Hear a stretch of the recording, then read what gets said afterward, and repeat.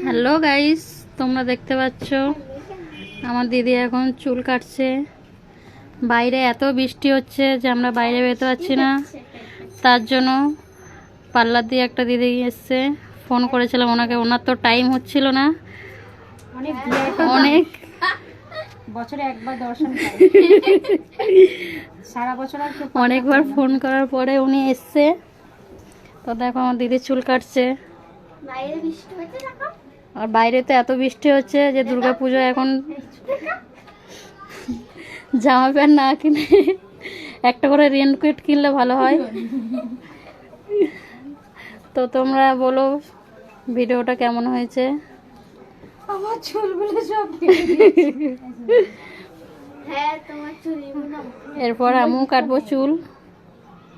পার্লারে তো যেতে পারলাম না, বাইরে জল জমে গেছে অনেক। হ্যাঁ জল